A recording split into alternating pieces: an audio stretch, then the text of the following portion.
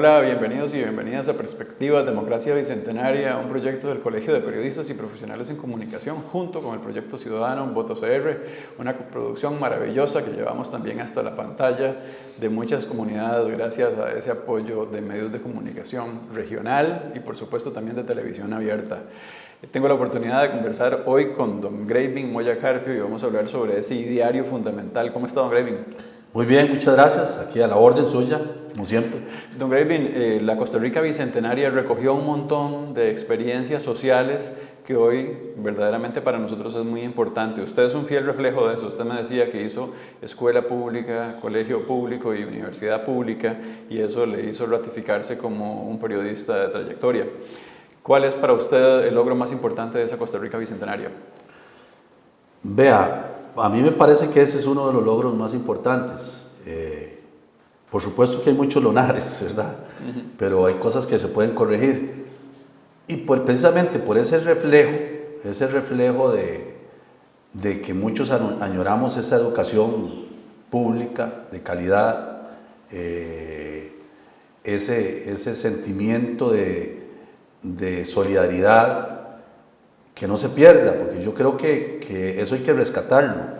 A lo largo de todo este tiempo, nosotros hemos sido muy ejemplares en educación, ¿verdad?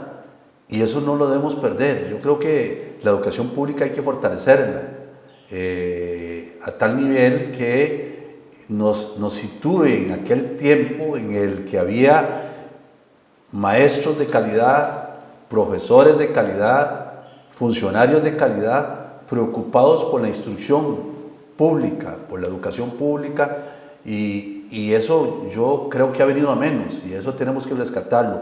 Yo diría que si hay que rescatar algo importante, esencial, que nos retrata de cuerpo entero como sociedad costarricense, ha sido el aporte y la importancia que muchos a lo largo de estos 200 años, ¿verdad?, le dieron a la educación y que fortalecieron eso en la educación. Pero eso ha venido a menos y hay que fortalecerlo. Yo creo que también lo que ha fortalecido mucho estos 200 años es el aspecto social con la creación de instituciones que verdaderamente le dieron un mayor apoyo al aspecto social. La Caja Costarricense de Seguro Social, por ejemplo, la Universidad de Costa Rica, volviendo a hablar del tema de la educación, vinieron a marcar hitos importantes que fueron fortaleciendo esta sociedad y en consecuencia nosotros debemos, como lo dije anteriormente, no olvidar todos estos aspectos, no dejarlos de lado, sino fortalecerlos porque esta ha sido la esencia de la idiosincrasia costarricense. En el aspecto social yo digo que es una cuestión que no debemos desechar ni dejarla de lado, debemos fortalecerla. La creación de la Universidad de Costa Rica para tener un mayor perfil de educación y en la perspectiva que se dio y se creó como una universidad con posibilidad para que muchos acudieran y fortaleciendo con el sistema de becas al cual yo también me daría en su oportunidad. El aspecto de la caja, eso yo creo que debemos fortalecerlo y no dejarlo de lado. Eso me parece que son aspectos fundamentales que se construyeron en esta Costa Rica del Bicentenario. Don Greivin, lo voy a llevar mucho más rápido para que toda la gente que tiene la oportunidad de acceder a Perspectivas Democracia Bicentenaria tenga la oportunidad de conocer la mayor cantidad de ideas suyas. Claro. Usted tuvo todo un estilo para hacer periodismo y siempre estuvo de la mano de la denuncia, de la corrupción. ¿Cómo entrar en política y poder resolver algo que en un momento determinado para usted era nada más un reportaje y ahora llevaría un trabajo de administración pública muy complejo? Vea, es que precisamente por eso yo me metí en esto, porque me cansé de ver lo mismo y que nadie hiciera nada. Por ejemplo, mi aporte ha sido mucho en la denuncia por la corrupción. Y yo creo que con pasos simples, certeros, bien orientados, usted puede enfrentar la corrupción de mejor manera. La administración pública es muy compleja. Claro, claro, es muy compleja, pero hay que empezar por algo. Es que si nosotros vemos el elefante grande ahí y decimos, no, hombre, es que ese elefante no lo podemos dominar, hay que metérsele por lo menos a las patas del elefante, esencial para ir avanzando y avanzando y avanzando para resolver ese problema. Vean, en el aspecto de la corrupción, que esta es una de las cosas que yo estoy muy interesado en combatirla. Todos sabemos que hay auditorías en las instituciones públicas y sabemos que las auditorías no están cumpliendo su papel. Hay que exigirle a las auditorías que cumplan su papel de control de las instituciones, de los fondos públicos, de las actividades. ¿Por qué? Porque se convierten en cómplices de la administración. Es fácil decir esto que usted me está diciendo, ahora el cómo. Yo creo que hay que buscar que las auditorías trabajen en forma independiente, que no sean nombradas por las juntas directivas de las instituciones, porque se viene complementando que el auditor no hace nada que disguste al presidente de la junta directiva porque él no lo puede seguir nombrando en el puesto o no le va a dar las posibilidades de que sea nombrado en el puesto. Yo iba donde funcionarios auditores y les preguntaba sobre hechos y me decían, es que vea, está en juego mi puesto si le cuento más. Y le dije yo, vea, si usted tiene miedo mejor compre perro. Perdóneme que se lo diga así porque yo soy muy claro en esto.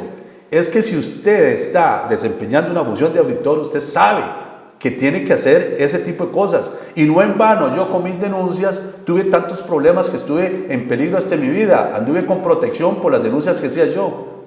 Un simple mortal de periodista y ahora los auditores que son los encargados de hacer eso, ¿cómo entiende usted que como en el caso del CONAVI, el auditor diga, ah sí, yo sabía, había hecho denuncias y no me dieron pelota? No. Hay que buscar que esas auditorías funcionen en forma independiente, que incluso tengan un brazo directo con la Contraloría General, con la República, y que el pago sea no de esta institución, sino de otra institución o de la Contraloría, para quitar esa relación odiosa que lo que hace hacer es simplemente un maquillaje para hacer lo mismo y no establecer una acción fuerte. Don Gravin, ¿cómo gobernar sin experiencia política? Y se lo digo no porque usted no tenga experiencia, claro, sino más bien con un equipo de trabajo que tenga esa experiencia. Yo digo que hay que rodearse de gente que tenga visión, o sea, yo no lo puedo hacer solo. ¿Quiénes son esas personas en su partido? Mire, en mi partido hay varias personas que tienen la capacidad de involucrarse en recobrar estas situaciones. Ahí tenemos empresarios, ahí tenemos economistas. Pongámosle nombres y apellidos, como usted siempre tuvo ese estilo. Digamos, nosotros tenemos 2 vicepresidentes que tienen mucha experiencia. Natalia Mora, que es economista, que está vinculada incluso en una institución pública que no quiero mencionar para no crear mayores problemas, donde ella tiene mucha experiencia en el tema económico e incluso ha estado vinculada con negociaciones con el Fondo Monetario Internacional. Ella es nuestra primera vicepresidenta.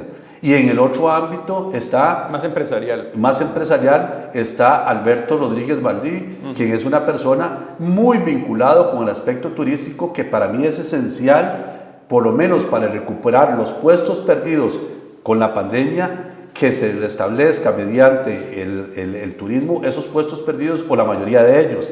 Él es una persona con amplia experiencia, y no solo en ese tema, sino en otros empresariales. Él ha hecho denuncia pública muy persistente y permanente alrededor de eso. Pero además, perdónenme, pero además tenemos dentro de las personas que nos están ayudando, gente que son empresarios, medianos empresarios, gente de administración, especialistas en finanzas, gente que tiene la capacidad para hacerlo. Es más, en nuestro paquete de candidatos a diputados, ahí está esa profesión, digamos, diversa, que nos vaya a dar sostenimiento en ese caso. Pero más aún es esto, ya. Mucha gente dice, es que usted no tiene experiencia y entonces no puede gobernar. Pero estos no han tenido experiencia, ya han estado ahí y no han hecho nada. Entonces, no, lo comprendo. ¿verdad? Entonces, no es un asunto de experiencia, es un asunto de conocer y arrollarse las manguitas y ponerse a trabajar. Por supuesto que si hay aportes que le ayuden a uno con lo que se hizo anteriormente para no hacerlo después, perfecto. Pero yo respondo cada vez que me preguntan eso de esta forma. Muchos le dieron confianza a todos esos que tenían experiencia y lo que hicieron fue hacer más de lo mismo, de la misma manera, y al final de cuentas estar en una zona de confort donde nada avanzó, ni nada se resolvió. Coincido completamente con su argumento, lo entiendo. Mi pregunta va más en la vía, don Graving, de que en muchas ocasiones siempre tenemos una primera vez que pedir trabajo y es a partir de ahí que se hace experiencia. Claro. Pero, por ejemplo, en política exterior, esa trayectoria es fundamental, igual en muchas y diferentes áreas. Voy a dar un salto tremendo. ¿Cuál va a ser la política de impuestos de el trabajo que haría usted en casa presidencial? Vea, yo por lo menos no creo que por la vía de impuestos se tiene que resolver el problema de las finanzas públicas, ¿verdad? ¿Cuál es la vía? La vía para mí es, y eso está claramente determinado, o sea, usted evitar el derroche, porque este país... Cuidado cuando el gasto lo relacionan con la inversión, que usted es un casado con la educación pública, sí. Y ahí el fortalecer el FEST va a ser fundamental también. Sí, bueno, pero recuérdense que hay un 8% del presupuesto del Producto Interno Bruto que tiene que ir para la educación y corrientemente no le dan todo, ¿verdad? No se lo dan todo. No se lo dan todo, entonces todavía hay una deuda ahí más con relación a ese punto, ¿verdad? Se toma para otras cosas, bueno, pero se puede reducir, o sea, yo lo que digo es que no es reduciendo el gasto, sino evitando el derroche. O sea, lo que quiero decir es que usted puede presupuestar bien y pensar bien dónde va a ubicar su dinero en forma inteligente, pero no para que haga un festín y un derroche sobre eso. Y la eso. evasión y la ilusión, don... Y también la evasión y la ilusión y el contrabando. Es que, vea, don Marlon, yo canso de decirlo, esto es un asunto de gestión pública. El Ministerio de Hacienda tiene que hacer bien su gestión y debe tener sus instrumentos para hacer bien su gestión, su trabajo. Pero cuando vemos que no tiene el apoyo tecnológico y digital para poder cobrar sus impuestos, entonces dice uno, está raro esto, ¿cómo es posible? Y que se produzca, no haya un control cruzado, entonces se produzca mucha ilusión, evasión. ¿Y cómo es posible? Yo no sé, hay gente que hace números y dice, bueno, es que hay muchas empresas que reportaron 0 ganancias y entonces por eso no pagaron. Y tienen hasta 11 años de hacerlo. Bueno, entonces cuando usted ve eso uno dice, pero ¿cómo es esto? Que me expliquen cómo es esto, ¿verdad? Y entonces... Eso se lo enseñan, don Graving, a los propios contadores y a los propios abogados en las universidades. Bueno, entonces yo digo que hay que hacer un esfuerzo de gestión más allá de lo que tenemos, porque a veces usted se involucra en una zona de confort que nada se mueve. Entonces, digamos, en el contrabando, vea, a mí me parece que hay que atacar bien esto porque estamos perdiendo una enorme cantidad de ingresos que nos pueden ayudar para dedicar más a la educación, más a otros aspectos sociales que son importantes para sacar a esa gente de la pobreza que tiene menos oportunidades, que no sé si ahora estuvo un 26, la OCDE nos pone con un 20.5 en un primer lugar, algo que nos tiene que llenar de preocupación. Pero si nosotros no hacemos el esfuerzo para tomar bien los impuestos que existen, y poder evitar ese derroche del que yo le hablo, vamos a seguir en lo mismo. Vea, yo le hablaba, perdóneme que se me está desacomodando esta cosa. Y tiene una práctica usted para hacer eso, Graving, déjeme decirle. Entonces resulta que ahora en la Asamblea Legislativa están discutiendo cómo evitar el contrabando, ¿verdad? Como una de las fórmulas para que haya mayores ingresos. Y resulta que están analizando cómo modificar la ley. Y yo digo, así, dentro de la poca experiencia que me pueden indicar algunos, ¿acaso el contrabando ingresa por los caminos normales? ¿Para qué usted va a modificar la ley si ese no es el tema? El tema es un tema de gestión. De control. ¿Verdad? De control. Entonces, ahí hay que perfilar todo esto. Pero más aún a eso, vean. Si nosotros hacemos una buena gestión en las instituciones, vamos a buscar el ahorro necesario para no estar en estas penurias. Pero hay que empezar de alguna forma. Le reporto así rapidito, vea, que es una de las luchas que he venido diciendo yo. ¿Cómo es posible que usted tenga instituciones con una tan mala gestión y que tengan empréstitos millonarios en dólares que no ejecutan bien y que tenemos que pagar todos nosotros y eso va aumentando la deuda? ¿Me da pie para otra pregunta? Sí, claro. ¿Cuáles serían las instituciones públicas que usted cerraría de llegar a gobernar?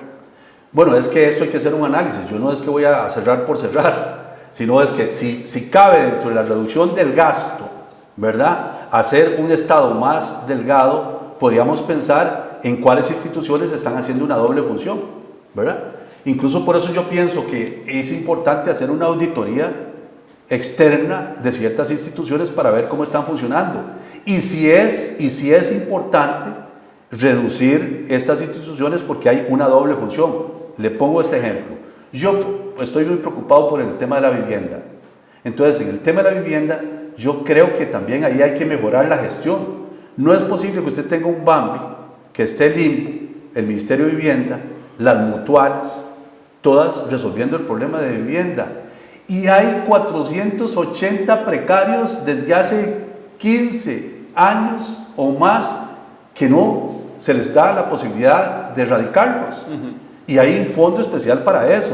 O sea, usted dedíquese el BAMBI, a mi concepto, a solucionar el problema de vivienda de ese sector tan golpeado y que ahí están los bolsones de miseria y de pobreza, que usted ayudándoles con vivienda los va a relanzar para que tengan mejores oportunidades. Y resulta que no ha podido resolver. ¿Qué hacemos cuando usted va a dar un préstamo, perdónenme, esa institución que está encargada de solucionar ese problema social, cuando se dedica más dinero o gran parte de dinero a que se lo den a los mutuales para que presten a gente que no califica en la pobreza, sino que está en otros niveles? ¿Me explico? Entonces, nosotros tenemos que reorganizar. No voy a cerrar por cerrar. Si hay que cerrar una institución porque lo amerita, de acuerdo a una auditoría, lo vamos a hacer. Pero antes debemos ver dónde ubicamos a la gente que le vamos a quitar el sustento, porque eso no va a ser así. ¿Cuánto cuesta ser candidato presidencial? Don Marlon, esa pregunta yo no la sé.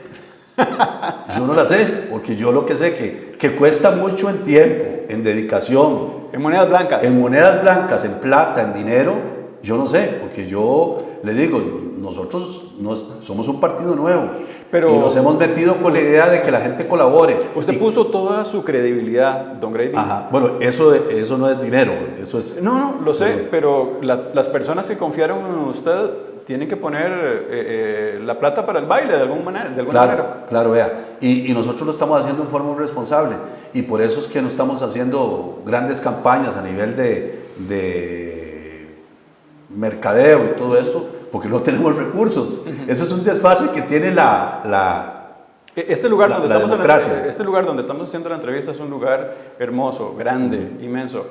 ¿Cómo poder financiar una campaña cuando cosas como esta significan también dinero? Sí. Bueno, esto nos lo dieron con apoyo de gente que está creyendo en el movimiento, ¿verdad? Nos están apoyando para que podamos tener por lo menos un lugar decente donde reunirnos y hacer nuestra actividad. Entonces, vea, yo no sé cuánto cuesta esto, pero lo que sí es que es un esfuerzo muchísimo de muchas personas preocupados. Somos ciudadanos preocupados, no somos ni siquiera políticos tradicionales.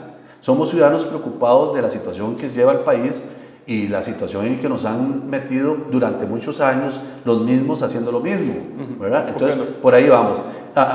Yo tengo que decir que hay gente que está colaborando y gente que nos apoya y que tiene la mejor intención en ayudar al país, ni siquiera a nosotros como personas, sino al país, y por ahí vamos. Entonces yo no le puedo decir cuánto cuesta esto, porque en los partidos tradicionales allá andan haciendo presupuestos de miles de millones. Así es. Y por lo menos nosotros no tenemos esa idea. Nosotros creemos que con poco podemos hacer mucho. Y las campañas cambiaron.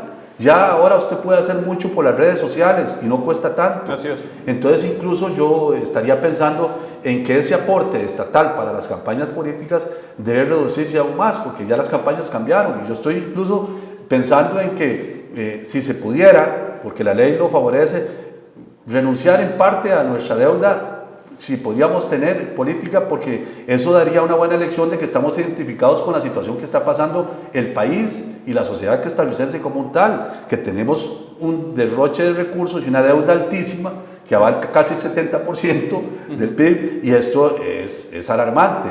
Entonces, yo le digo que estamos haciendo el mejor esfuerzo de divulgar nuestras ideas como ciudadanos con la mínima cantidad de recursos y con la posibilidad de que esto sea más bien como un voluntariado, que no se haga como un negocio, porque que se mete viendo como es un negocio va a salir trasquilado. Esto es una entrega y un apostolado. Don Gravy, Le voy a pedir preguntas, le voy a hacer consultas y quiero respuestas muy rápidas para que la gente comprenda muy bien sus ideas. Legalización de la marihuana. No estoy de acuerdo. Aborto. No estoy de acuerdo. Eutanasia.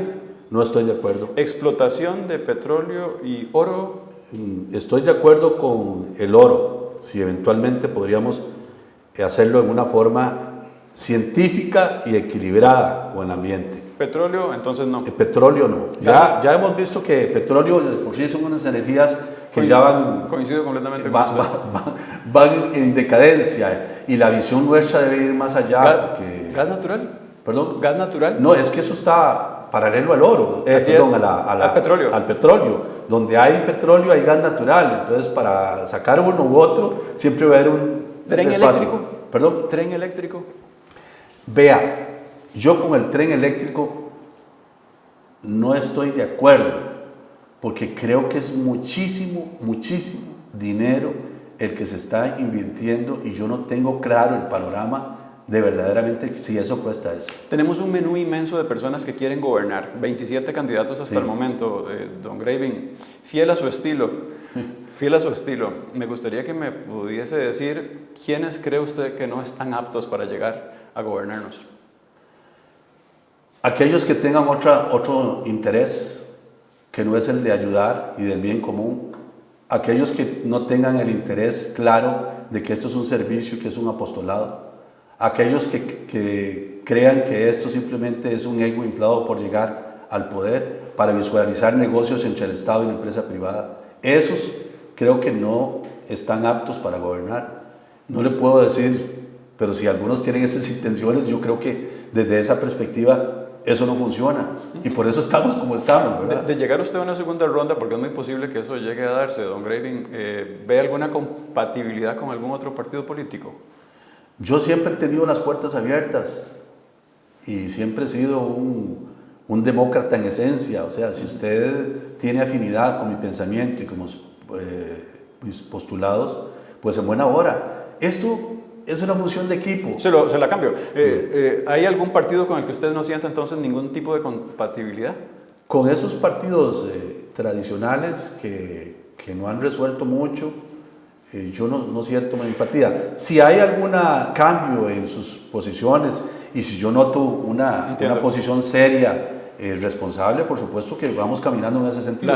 O sea, lo que quiero decirles es que tampoco hay que estigmatizar a la gente por X o Y o los partidos, sino si tenemos una buena intención de ayudar al país, vamos para adelante. La libertad de expresión es fundamental para nuestro país y usted ha sido una persona que ha luchado por eso. ¿Hay algún medio de comunicación que a usted no le guste consumir? ¿Que no me gusta qué? Consumir.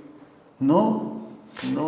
Hay en todo esto un entramado crítico alrededor. Lo que quiero decir es que hay algunos que se visten como medios de comunicación que al final andan en otras misiones, ¿verdad?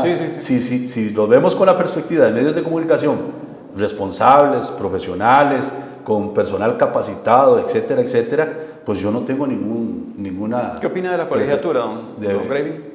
Vea, eso es una cuestión muy dolorosa para mí, porque yo como periodista quiero estar amparado en un colegio. Y por supuesto que a mí me parece que eso está resuelto ya. No pretendo yo hacer el agua, descubrir el agua caliente. El periodismo fue declarado un oficio, así es, gracias a una resolución de sala constitucional. ¿Verdad? Y incluso mucho más atrás, una resolución de la Corte Interamericana sobre la libertad. Así es. Entonces, eso está resuelto. Pero a mí me parece que eso más bien debe ser un impulso para que el colegio esté formando cada vez más a sus profesionales y actualizándolos, porque eso va a ser la diferencia de un medio bueno a un medio malo.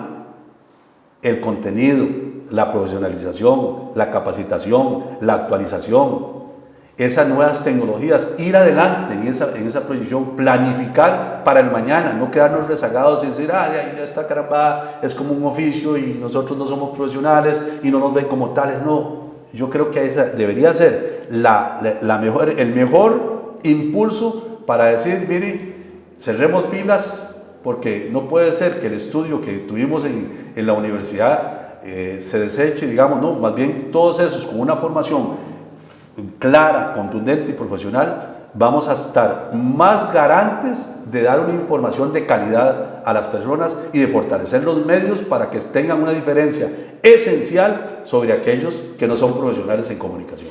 Me quedan los últimos 40 segundos y yo quiero plantear un tema muy importante desde la demografía de la vejez. Estamos viviendo una etapa tremendamente difícil para que podamos encontrarnos la posibilidad de contar con una pensión. Usted claro, ya es una persona que pudo obtener ese gran regalo después de tanto trabajo. Todavía me falta un poquitito. Pero don Graving, es muy posible que muchos costarricenses no. ¿Desde su partido hay algún tipo de trabajo colectivo para poder enfrentar esa gran problemática? Vea, yo estoy muy preocupado por eso. Y precisamente ahora que venía me atrasé porque estoy hablando con gente que me oriente, porque yo digo que es injusto. Es injusto de que por una pésima gestión, volvemos a la gestión, ¿verdad? Por una pésima gestión, mucho dinero de esos fondos que estaban ahí se dedicaron para otras actividades y pusieron en riesgo ese fondo de pensiones que es el más grande de invalidez, vejez y muerte, porque también yo no estoy de acuerdo en esas pensiones que ya están, bueno, ya de lujo, que hay medidas que ya están pronunciadas por la sala y entonces no se puede, pero hay que buscar la forma de ir drenando esos recursos porque nos están haciendo, porque están muchos al presupuesto nacional y están ocasionando un problema. Yo estoy tan preocupado por eso que estoy viendo de qué forma se puede resolver ese asunto y no dejar a muchos costarricenses con la posibilidad de que obtengan una pensión. Y estoy siendo responsable en reunir y estudiar la forma por la cual podemos fondear mejor ese régimen. Qué sé yo, si hay 1 millón de personas en la informalidad, buscar la forma de atraer a esa gente, porque esa gente nos va a ayudar a fondear más el fondo de pensiones y también el seguro de salud, que como hemos visto a lo largo de los años se ha tomado plata de ese fondo de pensiones para el seguro de salud y eso nos ha ocasionado unos desbalances increíbles. Si nosotros lográramos formalizar a esa gente, vamos a darle un fuerte impulso a eso. Y además yo no estoy de acuerdo en que cada vez que existan faltantes de fondos y los actuarios digan es que en 2050 se acaban, van extendiendo la edad. Es injusto, tremendamente injusto que la gente con sus recursos cada vez más que ingresa a la pensión se lo vayan a pagar a la farmacia o al médico porque no les da chance para más. Así es. Y esto es muy doloroso. Yo quiero actuar en forma responsable y me estoy ilustrando, asesorando de gente con mucha capacidad para hacer un planteamiento claro en ese sentido. Nunca le digo a un periodista 40 segundos. Don Graving, muchas gracias por este rato. Muchas gracias a usted, Marlon. Ha sido una oportunidad de conocer sus ideas, verdaderamente. Estamos a la orden. Aquí hay mucho que hacer y yo digo que mucho es con buena intención y gran responsabilidad y mucho trabajo. Tratamos de presentarle un poquito las ideas de don Graving. Es periodista, no para de hablar, así que es parte también de su esencia. Esto es Perspectivas, Democracia Bicentenaria. Gracias al extraordinario trabajo del Colegio de Periodistas y Profesionales en Comunicación, junto con el proyecto ciudadano Voto CR. Ya más de 10 años con ustedes. Hasta luego.